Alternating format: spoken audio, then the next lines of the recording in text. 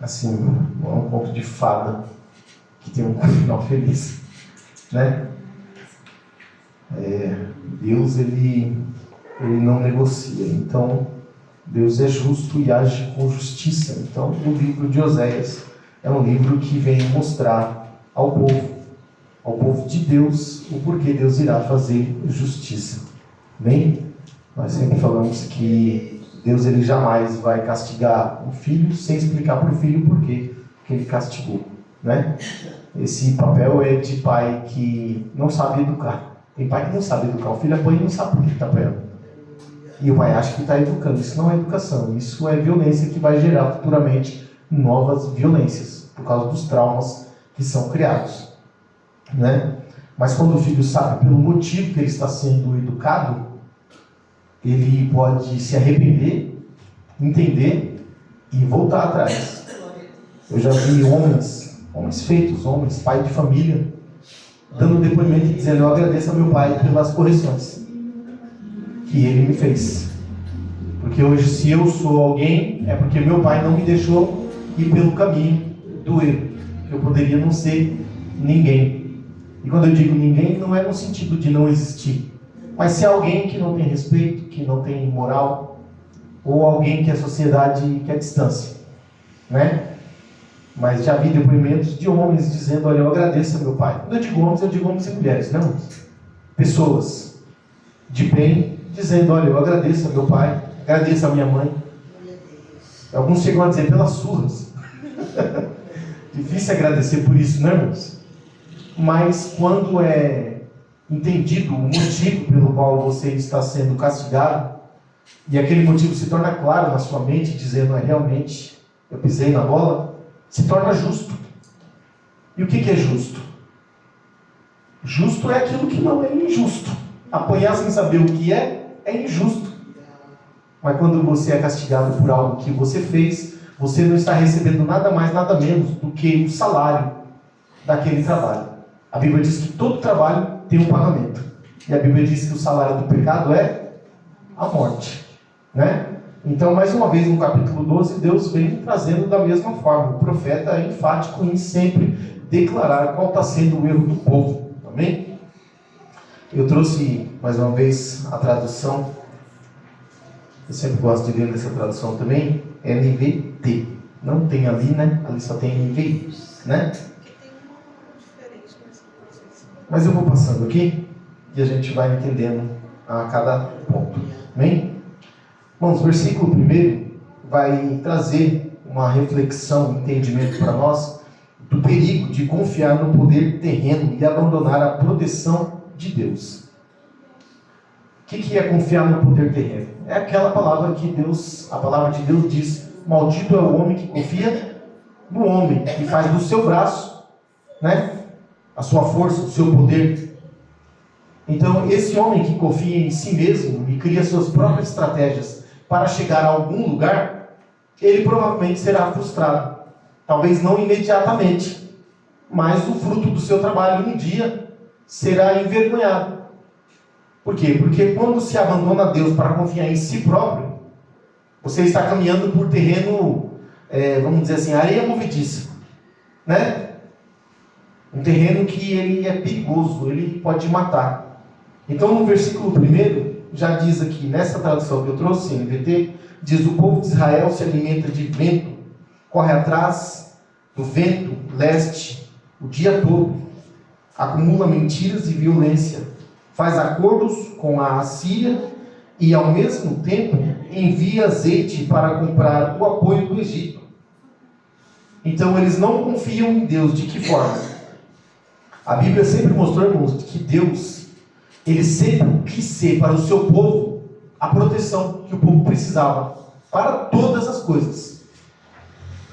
Deus sempre foi um Deus que livrou o povo das doenças, das pestes. Quando o povo se humilhava e clamava, Deus curava, né? Como aconteceu ali naquele episódio da serpente, que Deus mandou Moisés colocar a serpente ali no poste.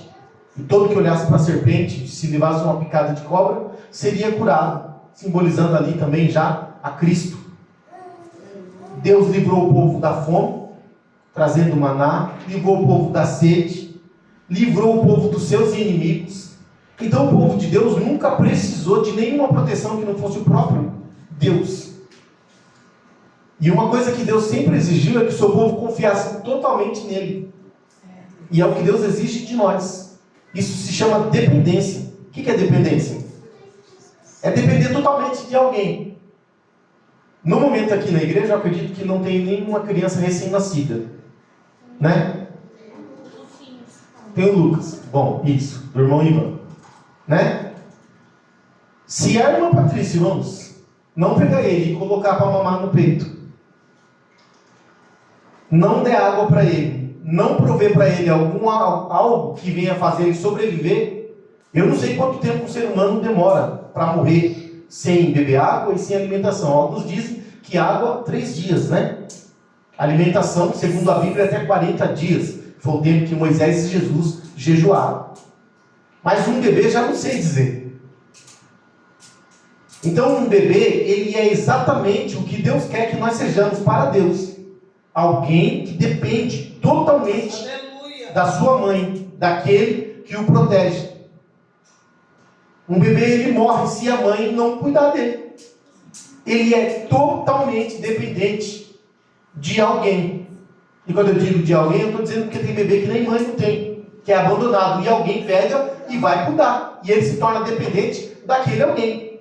Então o bebê é dependente de uma pessoa adulta, de alguém que tem entendimento para fazer com que ele venha viver. E esse é o plano de Deus, e esse era o plano de Deus para o seu povo, que o seu povo dependesse somente dele. Mas aqui diz que o povo de Deus, ele acumula mentira, faz acordos com a Síria e ao mesmo tempo envia azeites para comprar o apoio do Egito, porque azeite era algo muito precioso, né? Até hoje né, irmãos? Quem está comprando muito azeite aí? Né? As garrafinhas até diminuíram, não sei se vocês perceberam, para segurar um pouco do preço, porque é algo que é tirado muito pouco da fruta que dá ele, né?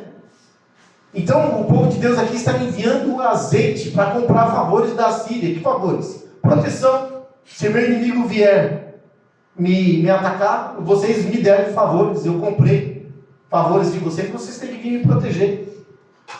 Muitas das vezes não é diferente mais. Muitas das vezes nós queremos nos garantir em alguém. Muitas das vezes nós queremos até agradar alguém para na hora certa poder exigir um favor. Quando Deus diz, olha, depende somente de mim. Eu sou autossuficiente. Verdade, Pai. Então confiar no braço, irmãos, é um pecado diante de Deus. Verdade. Mas eu não posso fazer acordo com as pessoas?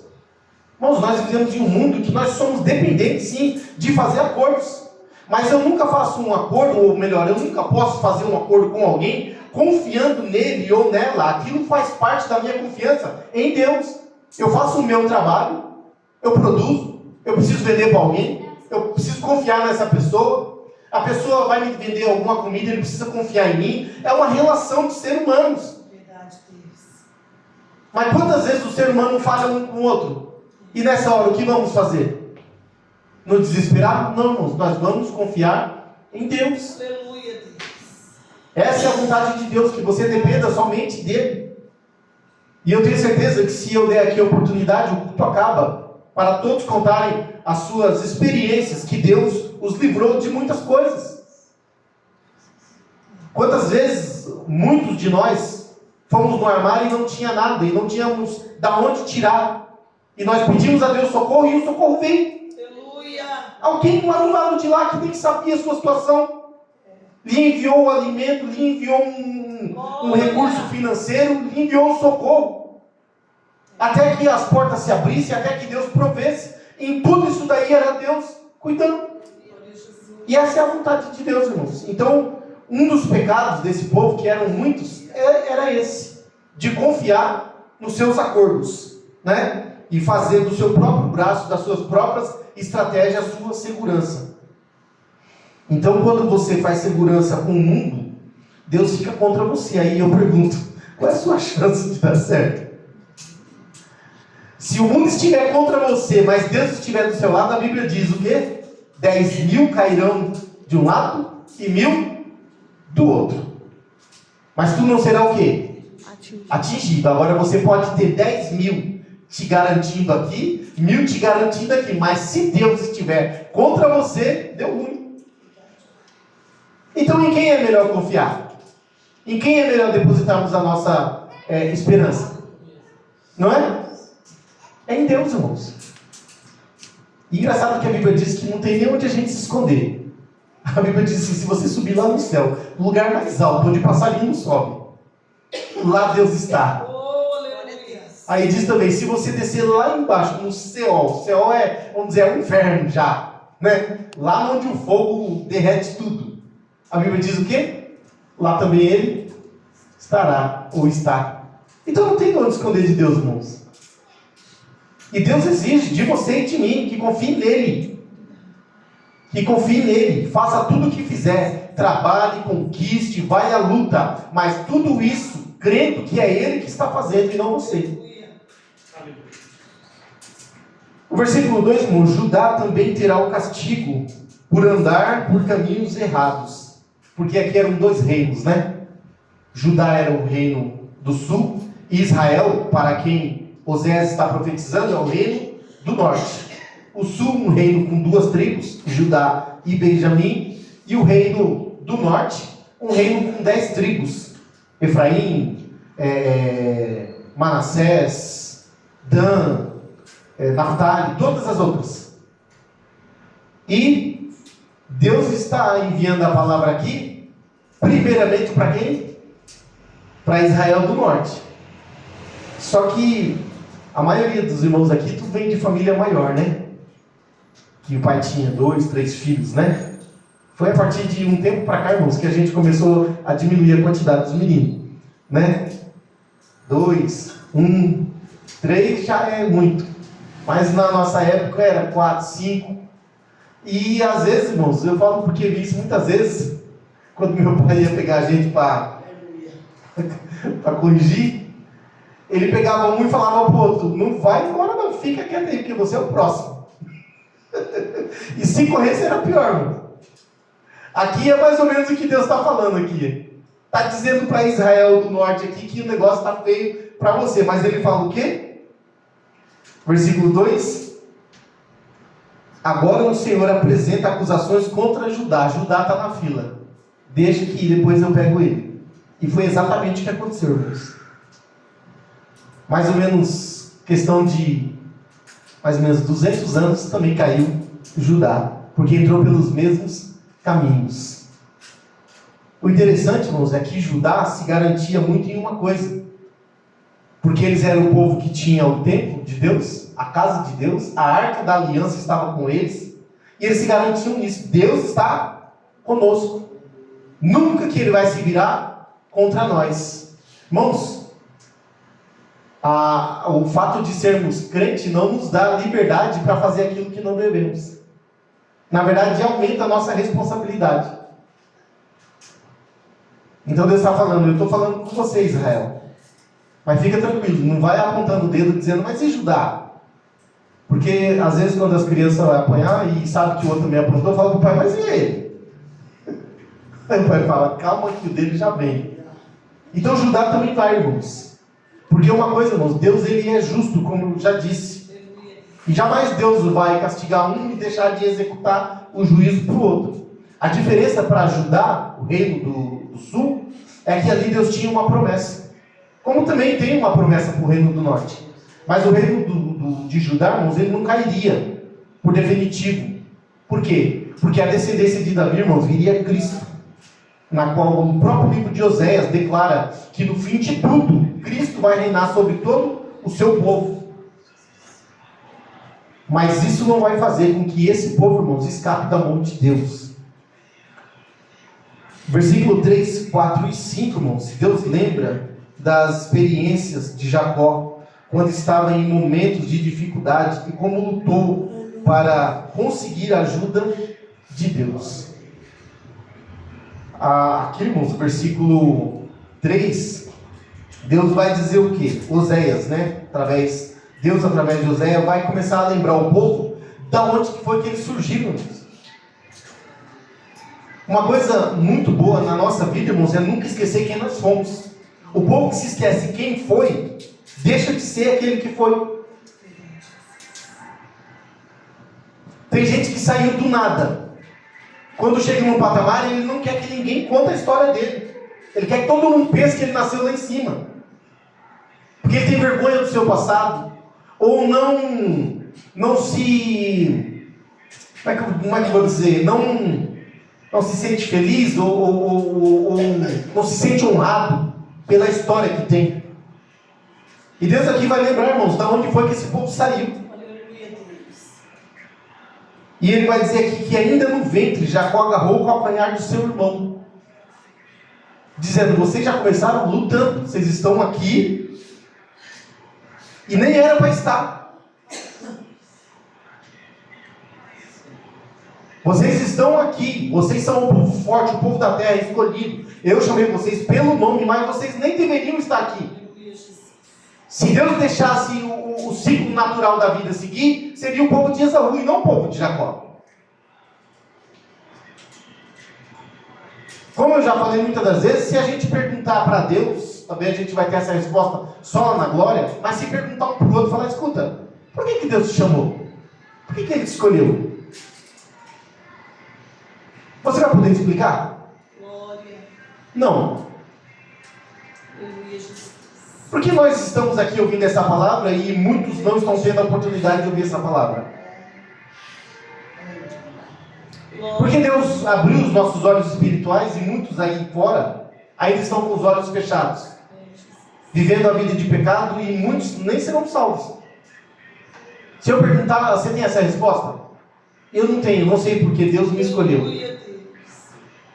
Então o fato de Deus ter me escolhido, ainda que eu não merecesse, não é um motivo maior para eu valorizar aquilo que eu sou? Então Deus vai mostrar um pouco para eles do passado, de onde eles saíram. Então Deus vai dizer: ainda no ventre Jacó agarrou o calcanhar do seu irmão. Por que ele agarrou? Porque Jacó era filho gêmeos. Nasceu de Rebeca, 2 filhos, no mesmo ventre. E aparentemente Jacó lá dentro sabia que precisava sair primeiro. Parece que Jacó lá dentro já sabia. Lá fora tem um tal de negócio de primogenitura, e o segundo passa mal na mão do primeiro. Parece que ele já sabia. Aleluia, Deus. Porque quando a gente vai ler o livro de Gênesis, diz que Jacó e Esaú saíam na mão dentro do ventre. É verdade, irmãos, é o que a Bíblia diz, eles lutavam no ventre. E Jacó perdeu a briga, e quando está saindo de Esaú, ele agarra no pé e sai junto. Para dizer: olha, eu estava querendo ir primeiro. Aleluia, Deus. E Deus, irmãos, vai escolher Jacó mesmo que ele não venceu a briga. Não é uma coisa interessante? Olhando pelo merecimento natural da vida, Esaú deveria ser o primeiro. Porque se houve briga lá dentro e Esaú saiu primeiro, é porque ele venceu. Então nós nem merecemos. Aleluia. Porque nós perdemos. Se estamos aqui é porque Cristo venceu, não nós. Nós não vencemos nada. Aleluia, Pai.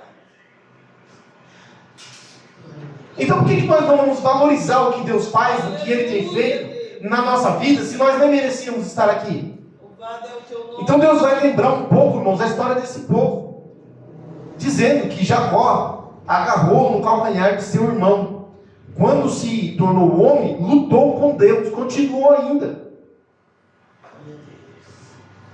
Por quê? Porque quando Jacó já era homem, ali no vale Jaboque, né?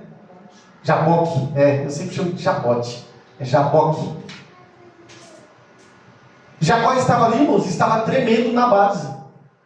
Ele já era o primogênito, porque ele tinha enganado seu irmão. Não uma, mas 2 vezes. Teve que fugir. E quando ele está voltando, ele fica sabendo que seu irmão está vindo no seu encontro.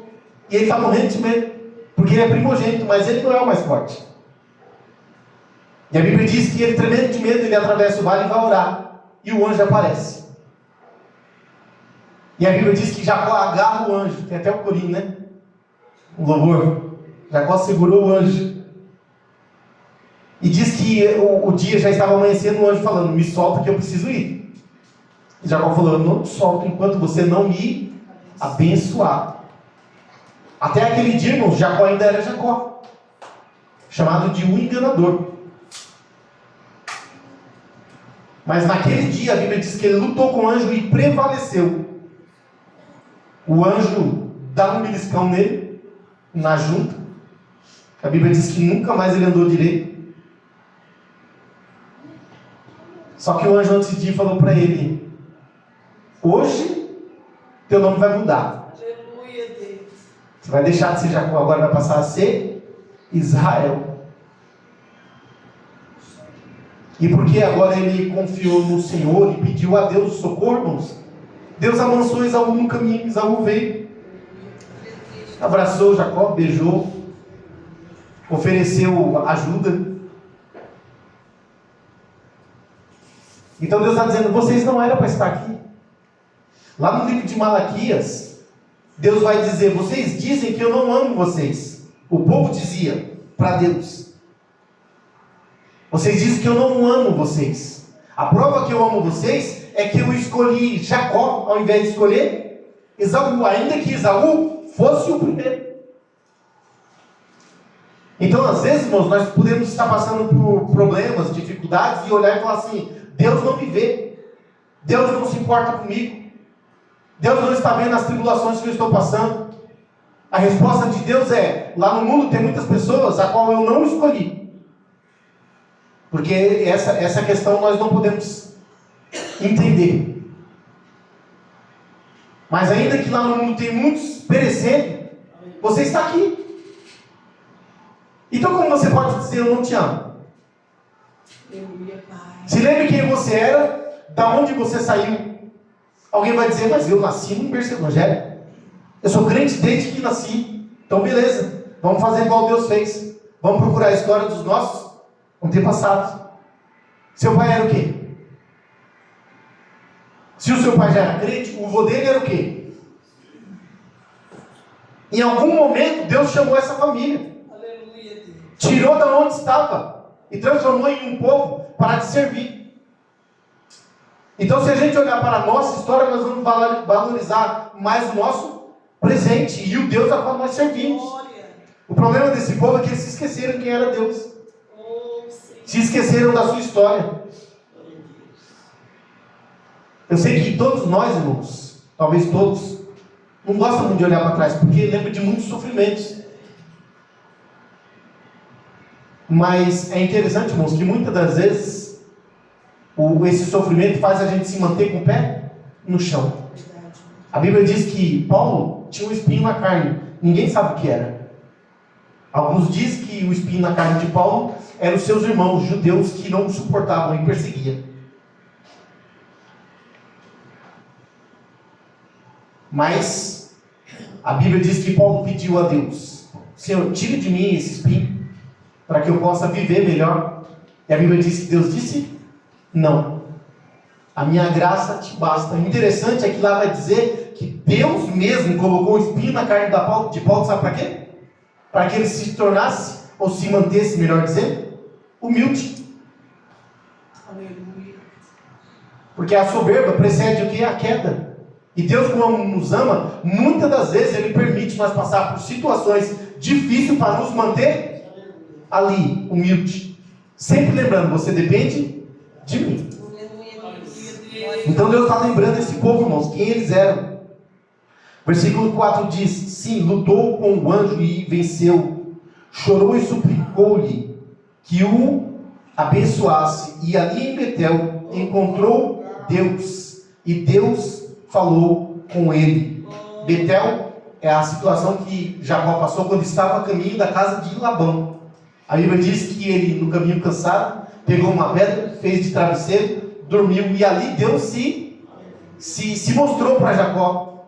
Uma escada que descia do céu e ligava na terra, e os anjos subiam e desciam, e ali ele declarou, Betel, aqui não é outro senão a casa, outro lugar senão a casa de Deus. Então Deus está contando a história desse povo para dizer, olha, vocês vieram do nada. Não eram nada. Valorizem o que tem. Sejam fiel. Valorizem aquele que chamou, aquele que te trouxe, que te colocou e te guarda até agora. Glória a Deus. Então Deus está querendo aqui, irmãos, mexer na consciência da pessoa. A pessoa que eu digo como povo, né? Do povo. No versículo 6, irmãos, Deus convida o seu povo ao arrependimento e a confiar somente nele. Olha o versículo 6. Portanto, voltem para o seu Deus, pratiquem o amor e a justiça e confiem sempre nele. Aqui na Almeida vai dizer: tu, pois, converte-te a teu Deus, guarda a beneficência e o juízo, e em teu Deus espera sempre. Ou seja, convidando o povo a voltar a confiar somente no Senhor. É um diálogo, irmãos. Deus, ele fala com pessoas racionais, irmãos. Deus, ele conversa com o seu povo e sabe que o seu povo é inteligente. A palavra de Deus, ela sempre tem que fazer com que a gente saia todo pensativo. Se a palavra de Deus não fazer você sair todo pensativo, irmãos, ela não teve muito efeito. Você sai e fala: pai do céu, eu pensei que estava certo, já vi que estou errado. Pensei que estava muito certo, já vi que não estou tão certo assim. Ou a gente pode analisar a palavra de Deus e falar: glória a Deus, eu creio que estou andando no caminho que Deus tem esperado de mim. É a palavra de Deus que vai fazer isso. E Deus fala de forma clara. No primeiro versículo, ele vai falar sobre o perigo de confiar em si mesmo e fazer acordos. Depois ele vai mostrar a esse povo que esse povo não era nada. Deus fez dele alguma coisa. E agora está dizendo: então se converte, volta a confiar no seu Deus. Volta para o lugar onde você saiu. Versículo 7 e 8. Como se comportam aqueles que não conseguem confiar em Deus, enganam e defraudam para obter resultado, mas não terão lucro no final. Irmãos, o perigo de não confiar em Deus é que em algum momento vamos precisar começar a fazer coisas que não faríamos, para continuar dando certo. Porque olha só o que diz aqui, versículo 7. O povo, no entanto, se comporta como comerciantes astutos, que usam balanças desonestas e gostam de explorar. O que é uma balança desonesta? Eu lembro que tinha um mercadinho famoso aqui no Monte Carlo, aqui, que diziam que a balança dele era errada. Não sei se vocês se lembram desse, os mais antigos aqui. Todo mundo dizia: essa balança não pesa nem com 1 quilo. E qual é o objetivo desse? Ou dessa pessoa? Se 1 quilo de carne custa 30, e você, em 1 quilo de carne, enviar somente 900 gramas, a cada 1 quilo de carne você surrupia R$3. Quando der 100 quilos de carne, 100 vezes 3, dá R$300, né? Você ganhou R$300 a mais, de forma desonesta. O objetivo desse ou dessa que faz isso é obter o resultado antes, ou uma garantia de que vai ter mais. Então, quando não confiamos em Deus, podemos correr o risco de, em algum momento, pelo desespero da nossa vida, de tentar fazer algo dar certo, começar a fazer as coisas de forma errada. Me lembro uma vez na sede do Madureira, o pastor perguntou: o que é defraudar? Aí, meu Deus do céu, mas foi um negócio na igreja, um dizia uma coisa, outro dizia outra, e outro dizia roubar. Ele falava: não, defraudar não é roubar. É pegar escondido? Não é furtar também. Aí eu falei: pastor, defraudar, se eu estiver errado, o senhor me corrige. Eu falei: é como você comprar 1 metro de areia. Quem pode dizer que tem 1 metro de areia quando o caminhão descarrega? Com toda certeza. É difícil, não é verdade? Porque para você conseguir medir 1 metro de areia, você precisaria ter um caixote de 1 metro quadrado e mandar, descarrega aqui dentro. Para a gente ver se tem 1 metro. Mas ninguém pode fazer isso. Falei, mas o dono que está vendendo areia, aí ele sabe. Se está mandando 1 metro ou se não está mandando, ele sabe. E muitos mandam um pouco a menos. E de pouco em pouco ele vai se enriquecendo mais. Porque ele cobra o valor inteiro, mas manda menos produto daquele que deveria ser entregue.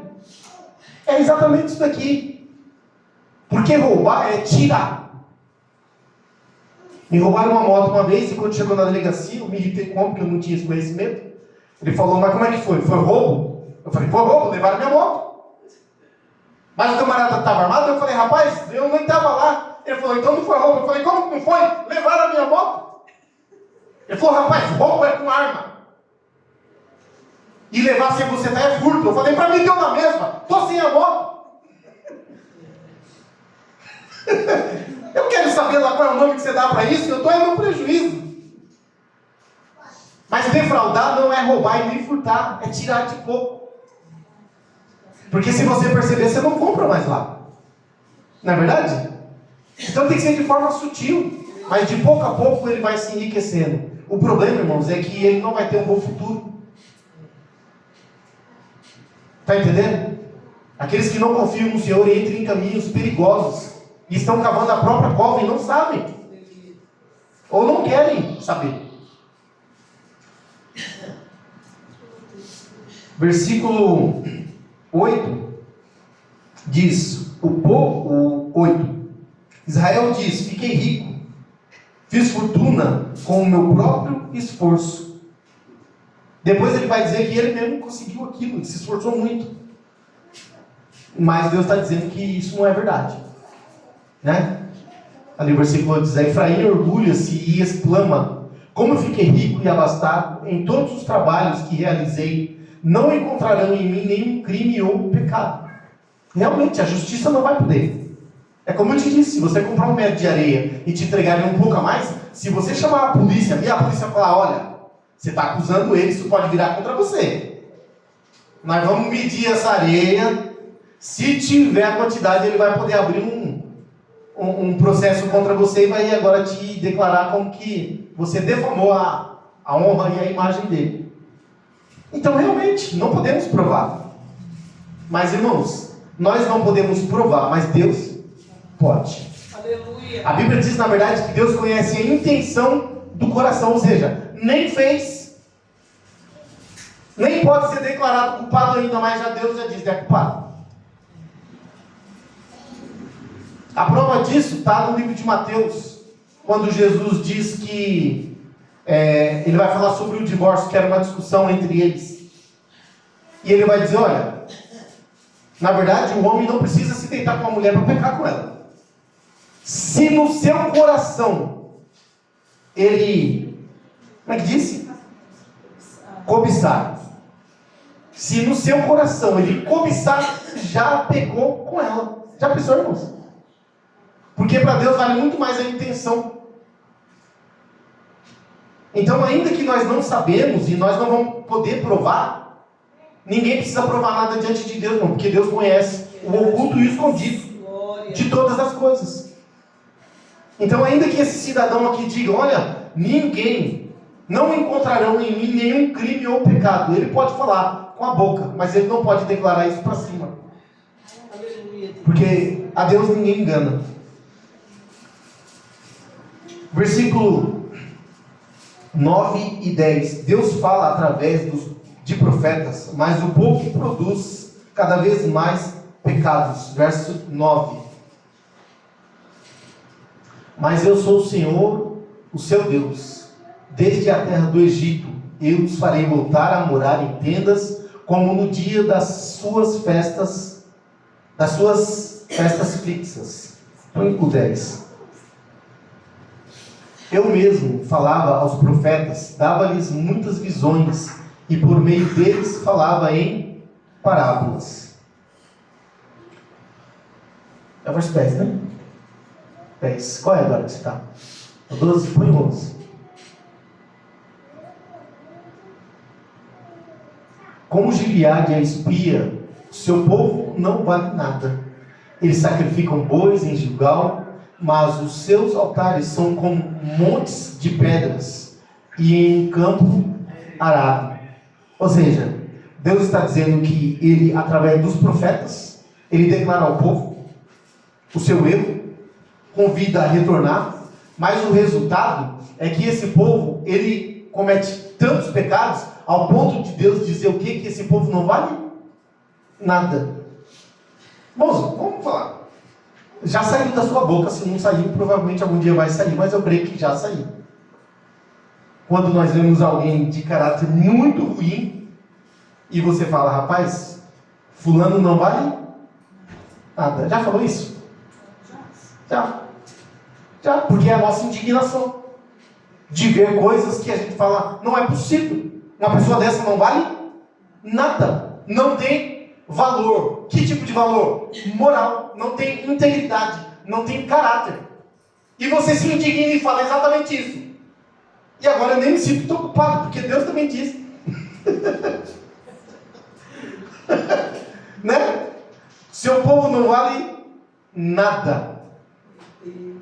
Ali é interessante que ele diz ali, eles sacrificam bois em Gilgal, mas os seus altares são como montes de pedra em um campo arado. Verso 11, né? Aqui diz, mas os habitantes de Gileade não valem nada, por causa do seu pecado. Em Gilgal também sacrificam bois, seus altares são enfileirados como montes de pedra à beira de um campo arado. Sabe o que Deus está comparando aqui? Não sei se vocês já viram um trator arar a terra. Eles vêm com uma ferramenta atrás, e aquela ferramenta vai girando e jogando a terra para o lado e abrindo a cova para amaciar a terra, para depois poder plantar. E as pedras que estão ali nessa terra vai sendo jogado para fora. E no final, quando você olha aquele arado, no meio está limpo com aquele buraco, e na lateral daquele buraco tem um monte de pedra. Porque o trator tira essas pedras, que na verdade não faz bem para a terra, para o plantio, né? E Deus está dizendo que o pecado deles é tanto como essas pedras, depois de um trator arar, de tanto que é. Então Deus envia profetas, Deus fala ao seu povo, chama a atenção, mostra o caminho, mas no final, isso não adianta nada. Porque o povo não quer voltar a Deus. Deus fala através dos profetas, mas o povo produz cada vez mais pecados.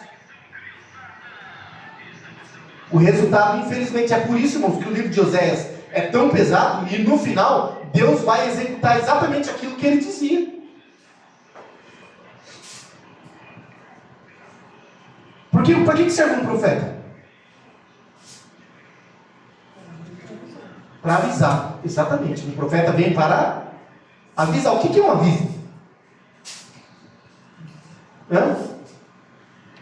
Não sei se vocês já passaram por isso. Eu já. É muito ruim. Chega um aviso na sua casa dizendo, olha, tem inteirado aqui 2 parcelas ou 3 parcelas de tal dívida. É um aviso. Se você não pagar uma parcela, pelo menos vai ser executado um juízo em cima da parcela, vai ser executado, vamos dizer, o leilão desse imóvel, vai ser tomado o seu carro. É um aviso. Se você ignorar o aviso, vou fingir que não vi. Porque quando chegar diante do juiz, falar, não recebi a carta. Já teve pessoas, irmãos, que não pagou a fatura porque não chegou na sua casa, por um motivo ou por outro, a fatura. O carteiro passou e entregou sem querer na casa errada, ou perdeu. Aí a pessoa não pagou a fatura e não se preocupou. Afinal de contas, como é que eu vou pagar uma coisa que eu não recebi?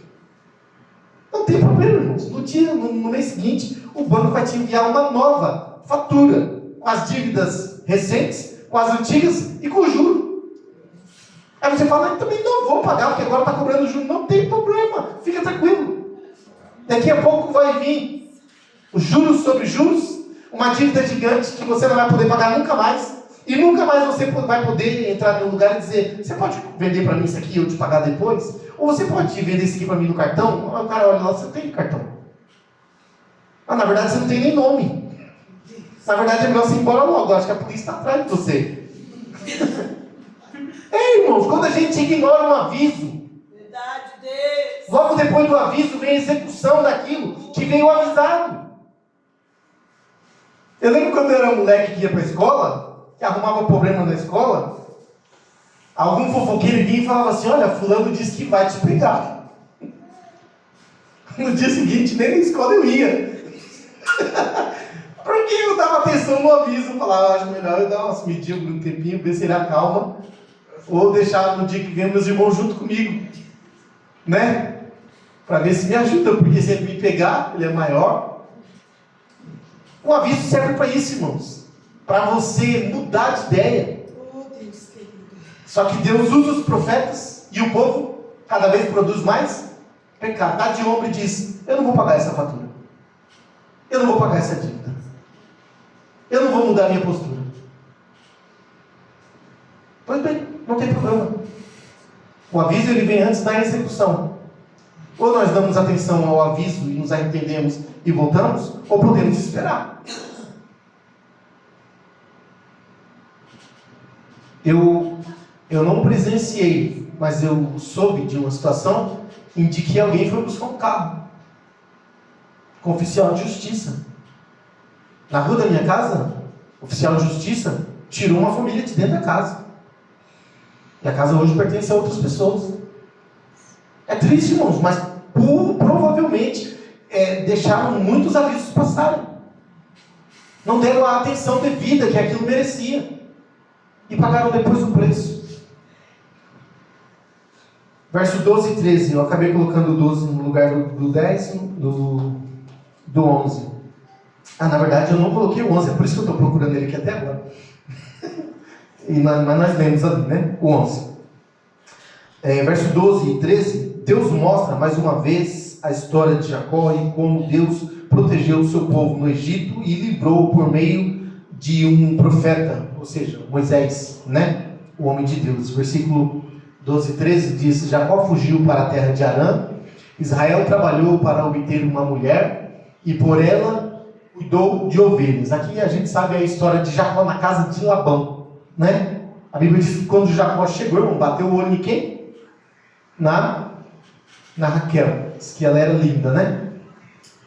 Aí trabalhou por ela 7 anos, foi tapeado, comeu, vamos dizer assim, bebeu da mesma água, né, que ele deu pro irmão beber, né? Tapeou, é por isso que diz que quem engana vai sendo enganado, e assim vai vivendo, né? E aí o Labão tapeou ele e deu a Leia. O problema, irmãos, é que a Bíblia diz que Raquel era formosa à vista, mas Leia tinha olhos meigos. Uma maneira de dizer que ela não era tão feia, né? Né? Sim, para não chamar assim. E eu lembro que um dia, na pandemia ainda, que o irmão que toca com a gente, o irmão Natoli veio aqui, teve a oportunidade, e ele fez uma brincadeira dizendo, rapaz, essa pandemia, com essas máscaras, muita gente vai casar com Lia pensando que está casando com a Raquel, né? Porque as máscaras só dá para ver os olhos, né? E graças a Deus a pandemia acabou, né, irmão? Já podemos voltar a casar aí, sem muitos perigos. Mas aqui Deus está dizendo, irmãos, que o Jacó trabalhou, irmão, 14 anos por 2 mulheres, né? Está mostrando mais uma vez para esse povo aqui a história deles. No versículo 13, o Senhor, por meio de um profeta, fez Israel subir do Egito e por meio de um profeta cuidou dele, mostrando mais uma vez que Deus cuidou desse povo que estava no Egito. Foi providência de Deus eles ir para o Egito, através de José, para que não morressem de fome na onde eles estavam, que era Canaã ainda. E depois usou Moisés para tirar esse povo do Egito, como um forte, não Moisés como um forte, mas Deus como um forte usou Moisés, e cuidou deles no deserto, né? E, para terminar, o verso 14, aí Deus vai dizer o resultado de tudo isso. Em cada capítulo parece que Deus sempre no final, né? Ou melhor, quem dividiu os capítulos colocou esses pontos como final de cada capítulo. Efraim amargamente provocou a sua ira. O seu Senhor fará cair sobre ele a culpa do sangue que derramou e lhe devolverá o seu desprezo. Aqui na NVT diz: mas o povo de Israel provocou o Senhor amargamente. Agora ele os sentenciará à morte como pagamento por seus pecados. E mais uma vez eu digo que a Bíblia declara que o salário do pecado é a morte, né? Então Deus está avisando, mas esse povo não vai dar ouvido, irmãos. Se tivesse dado ouvido, Deus não teria executado o juízo, né? A prova disso, é por isso que é bom a gente ler a Bíblia e entender a Bíblia.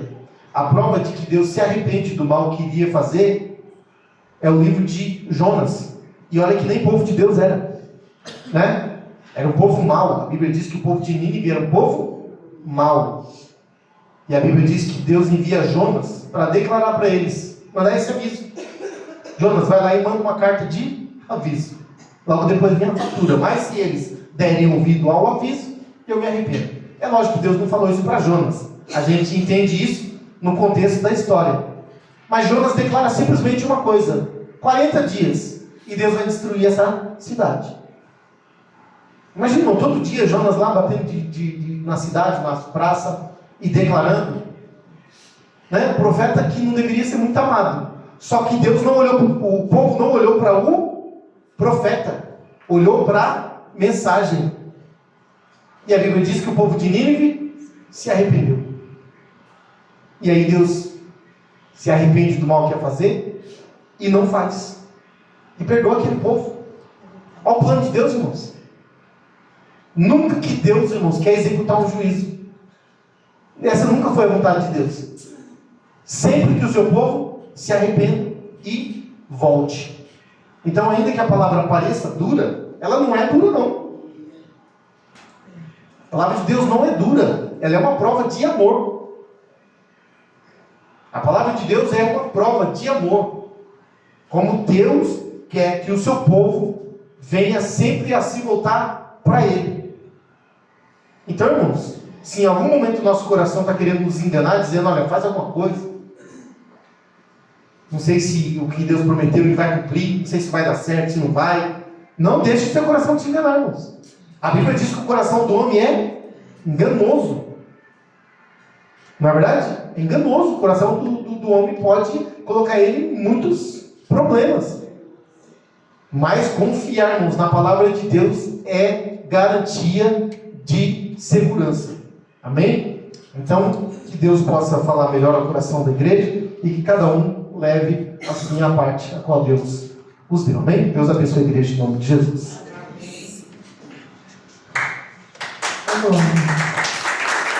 Amém.